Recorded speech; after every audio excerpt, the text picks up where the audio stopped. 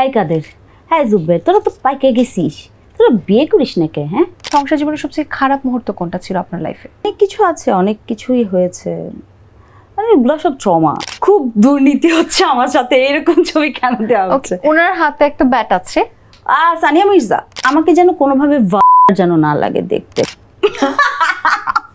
কি আসছে এখানে?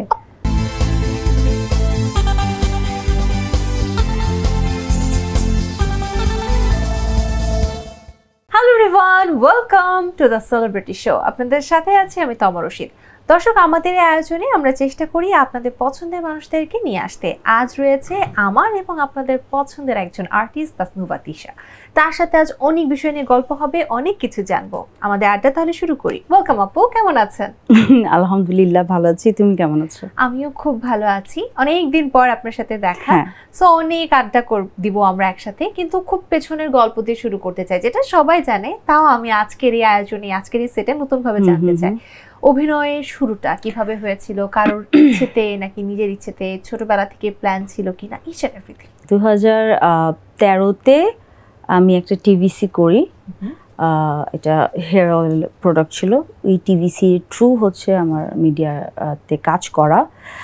আর আসলে কোনো প্ল্যান ছিল না, বা কখনো আসলে ভাবিনি যে অভিনয় শিল্পী হব, অভিনয় করব, বা এটাই আমার প্রফেশন হবে।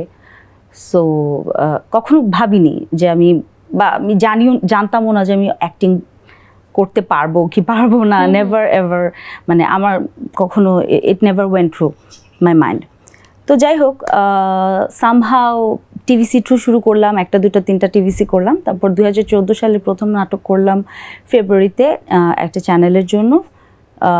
তারপর তো এই তো এভাবে চলতেই থাকছে। যদি আমরা কাজের প্রসঙ্গ নিয়ে কথা বলি, একটা কাজ আপনার বেশ জনপ্রিয়তা পায় বা অনেকের কাছে খুব প্রশংসনীয় ছিল, সেটা হচ্ছে অগাস্ট 14, যেখানে একদম ভিন্ন একটা কাজ, ভিন্ন একটা গল্প এবং খুব চ্যালেঞ্জিং একটা মুহূর্ত ছিল। সেই কাজের অভিজ্ঞতা কেমন ছিল? নিজেকে তার জন্য কিভাবে প্রস্তুত করেছিলেন? কিছু সিকোয়েন্স ছিল যেটা ভাই আমাকে আগেই বলেছিল, বা আমিও এগ্রি করেছিলাম, অ্যান্ড ওভাবেই মানে সিকোয়েন্সগুলো দৃশ্যায়ন করা হয়েছিল। বাট তারপর আলটিমেটলি দৃশ্যগুলো কেটে দেওয়া হয় সিরিজ থেকে। যাই হোক, তো ওই 2-1টা সিকোয়েন্স করতে গিয়ে আমি, ও মাই গড, ইট ওয়াজ মাই আমার লাইফের one of the toughest situation বলতে গেলে। এত কষ্ট করে সেই দৃশ্যগুলোতে যেহেতু আপনি কাজ করেছেন, পরবর্তীতে দৃশ্যগুলো কাটার কারণ কি ছিল এবং ওটা আসলে তখন আপনি কি রিয়াকশনটা ছিল আপনার কাছ থেকে? কারণ একটা কাজ যখন কেউ কষ্ট করে ফেলে, সেটা তো করা হচ্ছে অডিয়েন্সদের জন্য, সেটা যদি তাদের নিকট নাই পৌঁছায়, তাহলে আমার কষ্ট করাটা আসলে কতটুকু যুক্তিগত? এখন ওই সময় একটা দল আসলে এই ব্যাপারে খুব মানে খুব ভয়েস রেজ করে যে না, এটা হচ্ছে বাংলাদেশের মিডিয়া ইন্ডাস্ট্রি ধ্বংস করে ফেলবে, আমাদের ঐতিহ্য, আমাদের নাটক যেরকম আমরা পোট্রে করি, বাংলাদেশকে যেভাবে রিপ্রেজেন্ট করছি সেভাবে, সেই জায়গা থেকে সব কিছু মূল্যবোধ অ্যান্ড দিস অ্যান্ড দ্যাট সব কিছু নষ্ট করে ফেলবে। But at the same time আমরা কিন্তু নেটফ্লিক্সের সিরিজ দেখতেছি, আমরা অন্যান্য জায়গার সিরিজ দেখতেছি, কন্টেন্ট দেখতেছি, ওখানে কোনো ঝামেলা হচ্ছে না। When we are talking about Bangladeshi series বা বাংলাদেশি কন্টেন্ট, তখন এসে হচ্ছে তখন অনেক রেস্ট্রিকশন আসছে। বাট আলটিমেটলি এরপরে গিয়ে এখন যেটা আমি দেখছি যে ওগুলা কোনো কিছুই না, মানে আরো এক্সট্রিম লেভেলের হচ্ছে, ওইটা কোনো কিছুই না। মানে ইভেন আমাদের যে সিনেমাটোগ্রাফার ছিল নাজমুল অনেক ভালো ক্যামেরা কাজ করেছে, মানে he did fantastic job, and Shihab ভাইয়াও এক একটা ফ্রেম ধরে করেছে যেন অড না লাগে, মানে আমাকে যেন কোনোভাবে ভালগার যেন না লাগে দেখতে, বা মানে জিনিসটাকে বিশ্বাসযোগ্য যেন মনে হয়, অ্যাট দ্য সেম টাইম যেন এটাকে মানে দৃষ্টিকটু না লাগে। সো ইয়া, এত চরিত্রের মধ্যে এমন কোনো চরিত্র কি এসেছিল কখনো জীবনে, খানিকটা সময়ের জন্য হলেও জীবনে একটা প্রভাব রেখেছিল? অনেক হয়েছে, জীবনের সাথে মিলে যাচ্ছে। হ্যাঁ, মানে বেশ কয়েকটা এরকম মোমেন্টস ছিল যে আমি মনে হচ্ছিল যে এই কিভাবে, মানে যে লিখেছে সে কি আমি কি তার সাথে শেয়ার করেছিলাম কখনো, সে কিভাবে জানলো? একটা গল্প যদি শেয়ার করতেন। বঙ্গের একটা কাজ করেছিলাম, সন্দেহের অবকাশ। তো ওইটা ছিল বেসিক্যালি হাজব্যান্ড অ্যান্ড ওয়াইফের সন্দেহ নিয়ে, দুজনকে সন্দেহ করে যে ও কি চিট করতেছে কিনা, হাজব্যান্ড ওয়াইফকে, ওয়াইফ হাজব্যান্ডকে। সো দ্যাট ভেরি মোমেন্ট আমার লাইফেও এরকম কিছু কিছু বিষয় মানে মিলে যাচ্ছিল, এই যে ফোন চেক করা, তারপরে হচ্ছে বিভিন্ন মনোলগ দিতাম যে আসলে ও কি করতেছে, হ্যাঁ কই যাইতেছে, ফলো করা, দিস অ্যান্ড দ্যাট, এইগুলো আর কি ছিল। তো ওগুলো আমি এখন আর করি না, তো তখন ছোট ছিলাম, এখন বুঝে গেছি এইসব ফলো টলো করে কোনো লাভ নাই বাবা, এইসব করাটাই মানে হচ্ছে সময়ের অপচয়। এই চাইতে নিজেকে সময় দাও, পড়ালেখা করো, ঘরে বসে টিভি দেখো, বাচ্চা কাচ্চা পালো, কাজ করো, earn money, love yourself, sleep, আর মেনে নাও সব কিছু চারপাশে। না মেনে আমি নেই না, যেটা আমার মনে হয় যে ঠিক হচ্ছে না সেটা আমি কখনো মেনে নেই না। এটা একটা ভালো জিনিস। আমরা অনেক সময় মনে করি যে আচ্ছা সবকিছু মানিয়ে চলবো, কিন্তু কেন সবসময় আমরাই মানাবো, কেন আমাদের চারপাশে মানুষেরও মানাবে না? তখন তো একটা যে সবাইকে সবার জায়গা থেকে মেনে নেওয়া না মেনে নেওয়ার একটা যেই ফ্রিডম, ইন্ডিপেন্ডেন্ট, এই এই স্বাধীনতা থাকা উচিত, এই ফ্রিডমটা থাকা উচিত। আচ্ছা আপু, সংসার এবং ক্যারিয়ারের মধ্যে সামঞ্জস্যতা বজায় রাখাটা আসলে কতটুকু জরুরি? অনেক জরুরি। বা ভারসাম্য বজায় রাখাটা কি আসলে কঠিন? অনেক কঠিন। কাম অন, যদি একটু মানে বলতেন যে আসলে আপনার দৃষ্টিভঙ্গি দিয়ে। মানে আমি যখন শুটিংয়ে থাকি, শুটিংয়ে ওই সবাই আমার ফ্যামিলি থাকে, তখন আমি বাসার ফোন কল একদম না পারতে ধরি না। মানে আমার মেয়ে যদি আমাকে কল করে তাহলে হচ্ছে আমি কল, মানে পারতপক্ষে ভুলেই যান যে বাইরে আরেকটা দুনিয়া আছে। একদমই ওইটাই আমার ফ্যামিলি, ওইটাই মানে যে কোয়ার্টার্স থাকে সেই হচ্ছে, যদি বয়ফ্রেন্ড হাজব্যান্ড বা হোয়াট এভার দে আর যদি কেউ না থাকে তাহলে নাই। ওই বাসায় কাজের মেয়ে হলে কাজের মেয়ে, বাসার বউ হলে বউ, যা আছে সেটাই ক্যারেক্টার। অ্যান্ড ওই শুটিং ইউনিটের লোকজনের সাথে আমার খুব কমিউনিকেশন হয়, ইন্টারাকশন হয়। দ্যাটস হাউ আমার হচ্ছে এত লম্বা সময়টাকে আমি হচ্ছে খুব আরাম করে কাজ করতে পারি, আদারওয়াইজ একটু ডিফিকাল্ট হয়। বাসায় থাকলে পুরোটাই বাসা, একদম বাসায়, তখন বাইরের সবকিছু ভুলে যাওয়া একদম। মানে কাজের ফোন আসে বা ওই যে হোয়াটসঅ্যাপে আমাকে জাস্ট বলি আমাকে পাঠিয়ে দেন স্ক্রিপ্ট, দ্যাটস ইট। এই সংসার জীবন নিয়ে যদি বলি, সংসার জীবনের সবচেয়ে খারাপ মুহূর্ত কোনটা ছিল আপনার লাইফে? অনেক কিছু আছে, অনেক কিছুই হয়েছে, মানে এগুলো সব ট্রমা, ইউনো, মানে এসব ভুলে গেছি। এখন সবথেকে ভালো মুহূর্ত কোনটা জীবনের? এখন সবচেয়ে ভালো মুহূর্ত যে মুহূর্তে আমি বাসায় ঢুকি, আমার এই যে পিচ্চিটাকে দেখি, ও একদম হাসি মুখে আমাকে মাম্মা বলে ডাক দেয়, দৌড়ে আসে, that's the best moment. That's how I want to live, I want to wake up. একদম ঠিক। আসলে আমরা অনেক গভীর কথায় চলে যাচ্ছি, গভীর কথা থেকে একটু বের হয়ে আসি, একটা গেম সেগমেন্টে যেতে চাই। আমাদের কয়েকটা গেম সেগমেন্ট আছে, তো ফার্স্ট গেম সেগমেন্টে যেতে চাই। দর্শক, চলে যাচ্ছি আমাদের গেম সেগমেন্ট গেস দ্য সেলিব্রিটিতে। গেস দ্য সেলিব্রিটি, আমাদের স্ক্রিনে সেলিব্রিটির ছবি আসবে ছোটবেলায়, সেটা দেখে গেস করতে হবে যে বড় হয়ে আসলে তিনি কে হচ্ছেন। আমার ছবি নেই কনফার্ম, কারণ আমার ছোটবেলায় কোনো ছবি দেওয়া নাই। ওকে, সো আমরা দেখি ফার্স্ট ছবি কার আসছে, কার ছোটবেলার ছবি। ওকে, ও মাই গড, শাকিব খান? না, আপনার জন্য হিন্ট, উনি বলিউডের। বলিউডের?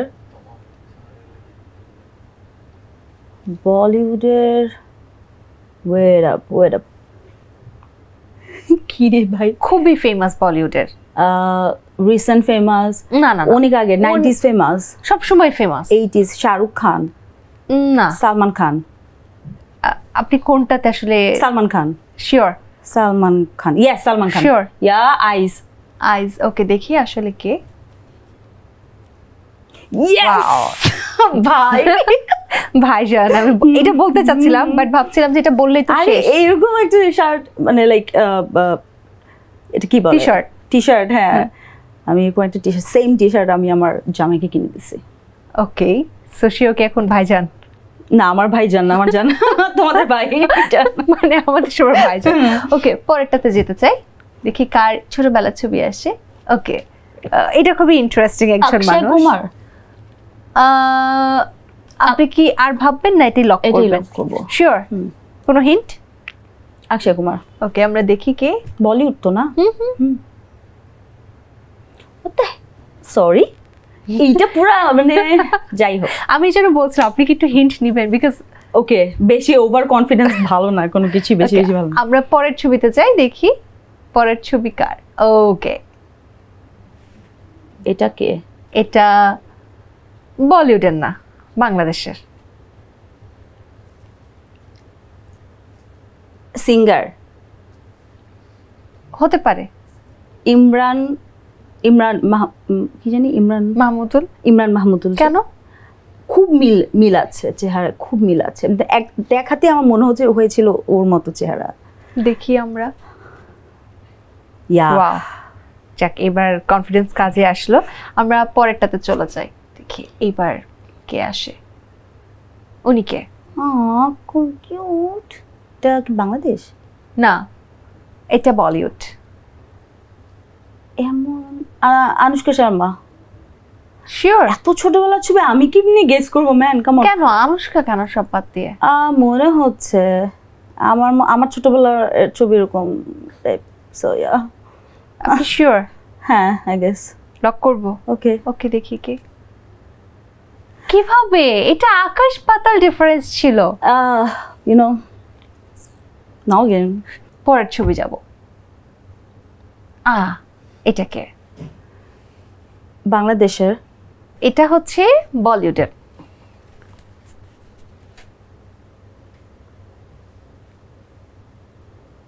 Oh my god, this is tough.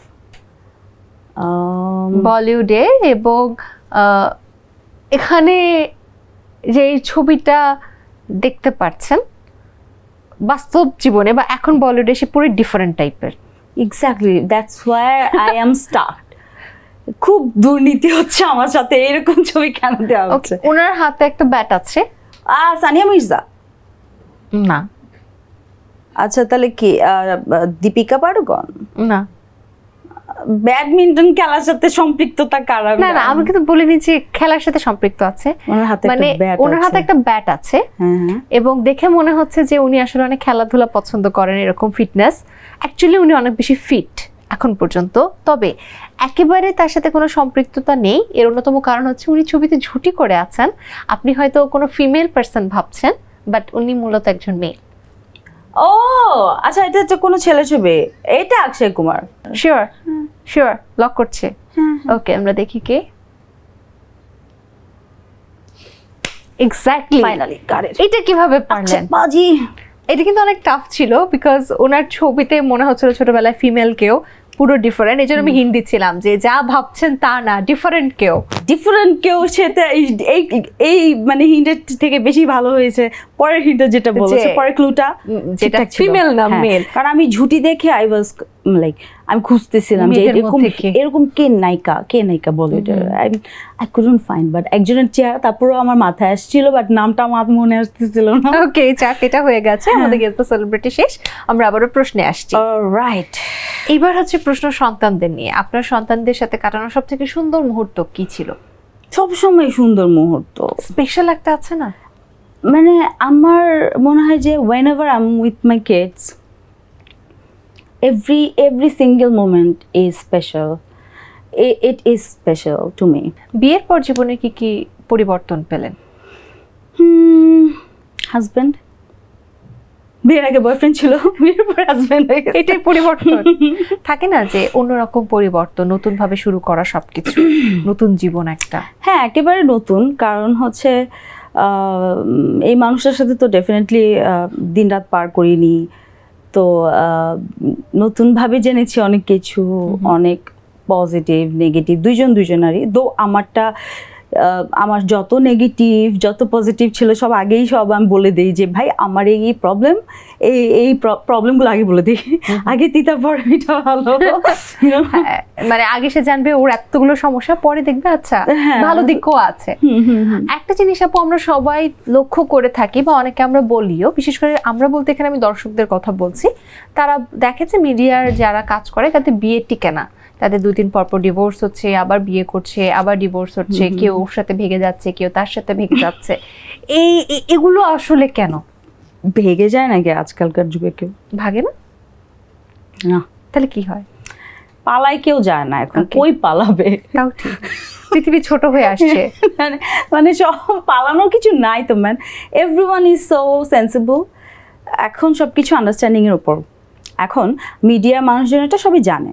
আপনার মধ্যে নাটক এবং ওয়েব সিরিজের মধ্যে পার্থক্যটা আসলে কি? আমার কাছে কোনো পার্থক্য নাই, কারণ আমি ওয়েব সিরিজে যে অ্যাক্টিংটা করি নাটকেও তো ওই অ্যাক্টিং করি। গল্পে কোনো পার্থক্য? অবশ্যই গল্পে পার্থক্য, বাজেটে পার্থক্য। বাজেটের পার্থক্য মানে সব দিকেই পার্থক্য। বাজেট যখন ভালো পাবে তখন বেশি দিন শুটিং করবে সে গল্পে। আর নাটকে তো আসলে এভাবে আমাদের এক এক ক্যাটাগরাইজ হয়ে গেছে বাজেটের জায়গাটা, ভাগ হয়ে গেছে, A category, B category, C category, এরকম কিন্তু আছে। তো আসলে আমি যে সমস্ত বাজেটের গল্পে কাজ করি অনেস্টলি যদি আমি বলি, সেখানে আসলে 2 দিন ম্যাক্স 3 দিনে শুটিং করতে পারি, এর বেশি না। বাট অনেকে আছে যে 8 দিন 10 দিন মানে একটা নাটকেরই শুটিং হয় 8 দিন 10 দিন। বলছিলেন যে অভিনয়ে যখন থাকেন তখন ব্যক্তি জীবন মাথায় রাখেন না, কিন্তু যখন ব্যক্তি জীবনে থাকেন তখন কি অভিনয়টা আপনাকে তাড়া করে? না, পুরোপুরি ডিফারেন্ট। একদমই। প্যাকআপের পর আমি একদম আমি আমার মতো, এই যে এই মুহূর্তে আমাকে যেমন দেখছো এটাই। শুটিংয়ে আমি একদম অন্যরকম, মানে অন্যরকম বলতে একদম হাসল রাশ দৌড়ের উপরে কাজ করছি, দিস অ্যান্ড দ্যাট। আর শুটিং ছাড়া বাসায়। ওকে, অনেক আলোচনা হচ্ছে, আইটি গেম সেগমেন্টে যাব। Yes, games. দর্শক, চলে যাচ্ছি আমাদের অ্যাক্টিং রাউন্ডে।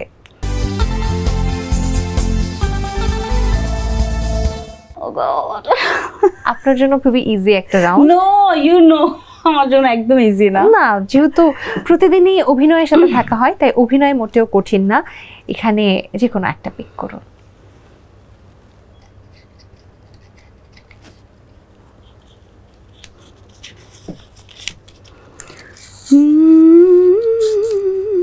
বাবারে বাবা, মোশাররফ ভাই ডায়লগ। এই ডায়লগটা ক্যামেরায় দিতে হবে। এই কাদের, এই জুব্বের, এই তোরা তো পাইকে গেছিস, তোরা বিয়ে করিস না কে? হ্যাঁ, এই বাচ্চা কোনে গেলি তোরা? হ্যাঁ ভাই, মোশাররফ ভাই অন্যভাবে ডায়লগটা দিত। মোশাররফ ভাই ডায়লগটা বেশ, বাট স্টিল আপনি অনেকটা মানে ছুঁই ছুঁই ব্যাপারে আছেন। নট রিয়েলি, আরো বেটার হতে পারে। আচ্ছা, আরেকবার দিই। ওকে। এই কাদের, হ্যাঁ জুব্বের, তোরা তো পাইকে গেছিস, তোরা বিয়ে করিস না কে? হ্যাঁ, এই বাচ্চা, এই কোনে গেল রে? আগেরটা কিন্তু আমার কাছে বেশি ভালো লেগেছে। দেখো যেটা ভালো মনে করো, আর দিও না। আরেকটা শেষ, আরেকটা শেষ। ভাই, এই যে তোমরা এই যে অ্যাক্টিংটা করার নিচ্ছ, বুঝছো? কি আসছে এখানে? সরি, কানে হেডফোন যার কারণ কি হচ্ছে? ওকে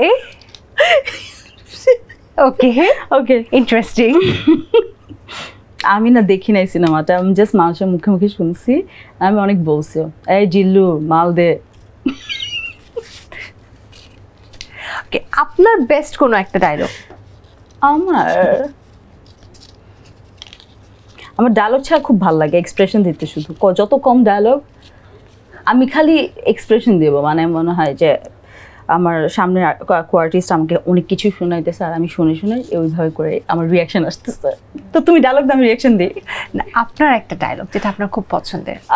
আমার খুব পছন্দের না, বা অনেক টিকটকে অনেক ভাইরাল হয়েছে, দেখেন 7টা প্রেম করছি আর করতে পারবো না।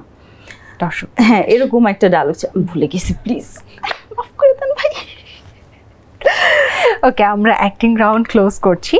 আমি অত ভালো অ্যাক্টিং না, ব্যাপারটা এভাবেই হচ্ছে যে আমার অ্যাক্টিং দেখতে হলে প্লিজ ওয়াচ মাই কন্টেন্ট। সবাই দেখেই আমার এখানে বসে কথা বলার জন্য, এখানে অ্যাক্টিং আমার আসবে না। আপনাকে দেখে অনেকে বুঝতেই পারে না যে আপনি 3 বাচ্চার মা। কিউটনেস, ফিটনেস, ওভারঅল সবকিছু মিলে রহস্য কি? কোনো রহস্য নাই, কেন রহস্য তো রাখি না আমি তো। এই যে যেমন তুই বললা, আমি তো সবাইকে বলি যে হ্যাঁ আই হ্যাভ কিডস, দিস আর দ্যাট। ফিটনেসের রহস্য হচ্ছে যে মানে ডায়েট করতে হয় অবভিয়াসলি। অনেক আমাদের কাজটা তো অনেক হার্ড ওয়ার্কিং, সো বাসায় বসে থাকলে একটু কয়েকদিন বাসায় বসলে খাওয়া দাওয়া করলে আবার মোটা হয়ে যায়। দ্যাটস অনেক স্ট্রিক্টলি ডায়েট ফলো করতে হয়। আর হচ্ছে জিম যাওয়া হয়। জিমে মানে গিয়েছি লাস্ট ইয়ার, বাট তারপর আর কন্টিনিউ করতে পারিনি কাজ শুরুর পরে। ওকে। আর মনে হয় যে জিমে যাওয়ার পরে আমি আর মোটিভেশন হারায় ফেলি। কেন? মানে জিমে যাওয়ার পর যখন আমার চাইতেও যখন একটু মানে আমার থেকেও হেলদি যারা আছেন তাদেরকে যখন জিজ্ঞেস করি আপনারা কতদিন ধরে জিম করছেন, বলেন 3 বছর 2 বছর। ও গড, এত কষ্ট, জিম অনেক কষ্ট ওয়ার্কআউট করা। সো ইয়া, আপনার মতে বিনোদন জগতের সব থেকে বড় কি পরিবর্তন দরকার? আমার মনে হয় আর্টিস্টদের মানে আমরা যারা অভিনয় শিল্পী এরা আছি বা ডিরেক্টর যারা আছে, কলাকৌশলীরা, তাদের চিন্তাধারা যেমনটা, আমরা একটু ওই চিন্তাধারার বাইরে যদি না যাই তাহলে হয়তো বা জিনিসটা আরও সুন্দর হয়, আরও বেটার হয়। কারণ মানে অনেকটা কমার্শিয়াল হয়ে গেছে অনেক কিছু, অনেকে অনেক কমার্শিয়ালি চিন্তা করে অনেক কাজ করছে, যার কারণে ওই যে ক্যাটেগরাইজ করে দিয়েছে মানে আর্টিস্টদেরকে, hero heroine, A category, B category, C category. আমি কোন ক্যাটেগরি আমি জানি না, আমি আন্ডার রেটেড এটা জানি। So I take it as a compliment. তো এইটা হচ্ছে বিষয়। তো আমার মনে হয় যে যার যেখানে যে জায়গাটা ডিজার্ভ করে বা যার যে যোগ্যতা, সেই যোগ্যতা অনুযায়ী তাকে ওই সমস্ত গল্প বা চরিত্রে নির্বাচন করে কাজে নেওয়া উচিত। এবং এটা আসলে আলটিমেটলি এই কাজটা তো আসলে যারা হচ্ছে প্রডিউস করেন, প্রডিউসাররা আছেন বা যারা হচ্ছে চ্যানেল আছে, বিভিন্ন চ্যানেল যেখানে কাজ যায়, তাদের উপর দায়িত্ব। সো আই ডোন্ট নো মানে এইটা কবে চেঞ্জ হবে আমি জানি না। আপনাকে যদি সুযোগ দিই, আপনি অতীতকে চাইলেই এখন ফেরত পেতে পারবেন, কোন সময়টাকে বেছে নেবেন এবং কেন?